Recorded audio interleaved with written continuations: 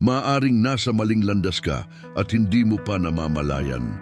Tuklasin ang kwentong biblikal na tiyak na magpapagulat sa iyo. Kumusta mga kapatid? Sa video ngayon, pag-uusapan natin ang isang kamanghamanghang kwentong biblikal na magpapaalala sa iyo kung nasa tamang landas ka nga ba. Samahan mo ako sa pagsubok na ito na puno ng aral at sorpresa. Noong unang panahon, may isang lalaki na nagngangalang Lucas, isang matagumpay at iginagalang na mangangalakal sa kanilang komunidad. Taglay niya ang kayamanan, impluensya at prestihiyo, ngunit sa kabila ng lahat, may matinding kulang sa kanyang puso, isang puwang na hindi kayang punan ng anumang halaga ng salapi. Sa katahimikan ng gabi, madalas niyang tanungin ang sarili, ano ba talaga ang layunin ng aking buhay? Nasa tamang landas ba ako?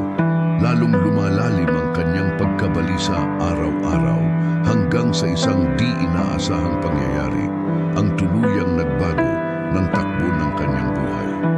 Isang araw, habang naglalakad si Lucas sa masisikip na lansangan ng lungsod, napansin niya ang isang grupo ng mga taong nakapalibot sa isang lalaki. Dahil sa kanyang kuryosidad, lumapit siya upang makita kung ano ang nangyayari. Sa kanyang pagkagulat, si Jesus pala iyon, nangangaral ng pag-ibig at habag.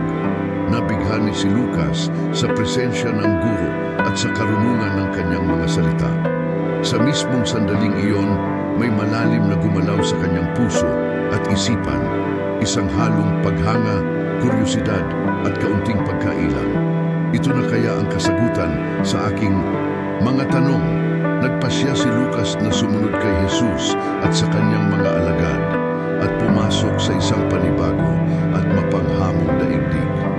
Habang sinusunod niya si Jesus at ang kanyang mga turo, hinarap ni Lucas ang maraming panloob at panlabas na pagsubok na sumubok sa kanyang pananampalataya at tapang. Kinukwestiyon ng kanyang pamilya at mga kaibigan ang kanyang mga desisyon, nalagay sa alanganin ang kanyang reputasyon at naharap siya sa mga mabibigat na pagpiling maaaring magbago ng kanyang kapalaran magpakailanman. Mabigat ang presyo ng lipunan at ang mga inaasahan ng iba, ngunit patuloy na nag-aalab sa kanyang puso ang pag-asa at hangaring magbago. Sa gitna ng lahat ng ito, natuklasan niya ang lakas na hindi niya akalaing taglay niya, mga katangiang matagal nang natutulog sa kanyang pagkatao. Dumating ang mga sandali ng malalim na pagmumuni-muni para kay Lucas. Malayo sa mga ingay at tukso ng materyal na mundo, hinanap niya ang kasagutan sa mga tanong na matagal nang namamahay sa kanyang kaluluwa. Sa katahimikan ng kanyang silid, sa ilalim ng mahina at kumikislap na ilaw ng kandila, pinagnilayan niya ang tunay na kahulugan ng buhay at kaligayahan. Unti-unti niyang natutunan na ang tunay na kayamanan ay nasa mga karanasang ibinabahagi, sa walang kondisyong pag-ibig at sa walang tigil na paghahangad ng paglago sa espiritu. Isang araw, natagpuan ni Lucas ang sarili sa isang sangandaan kung saan bawat direksyon ay may dalang mabigat na pasya para sa kanyang kinabukasan. Bawat hakbang ay parang batong humahadlang sa kanyang daraanan. Ngunit sa kabila ng takot at pangamba, nakatagpo siya ng lakas mula sa kaibuturan ng kanyang puso. Tulad ng isang mandirigma na puno ng tapang at karunungan, hinarap niya ang kanyang mga pangamba at nagpatuloy na may pananampalataya at pag-asa. Sa kanyang paglalakbay, nakilala ni Lucas ang ilang taong simple ang pamumuhay, ngunit puno ng karunungan. Isang matandang babae na tila walang lugar sa lipunan, ngunit nagliliwanag ng kapayapaan, ang nagbahagi sa kanya ng mga kwentong puno ng pananampalataya at kabutihan.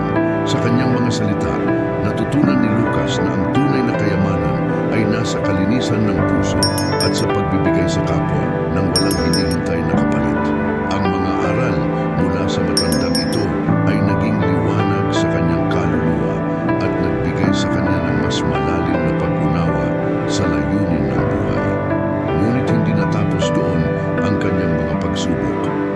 isang madilim at maulang gabi, natagpuan niya ang sarili sa gitna ng isang masukal na kagubatan. Walang alam kung paano siya napunta roon. Humahampas ang hangin, bumubulong ang mga puno, at unti-unting sumisiksik ang takot sa kanyang puso. Ngunit sa malayo, may nakita siyang maliit na ilaw, isang sinag ng pag-asa na nagtulak sa kanya upang magpatuloy. Sa bagong tapang at matatag na pananampalataya, hinarap niya ang pinakamadilim na gabi ng kanyang kaluluwa. Hanggang sa dumating ang isang kakaibang pangyayari, isang engkwentro sa isang misteryosong manlalakbay na nagbigay sa kanya ng isang propesya.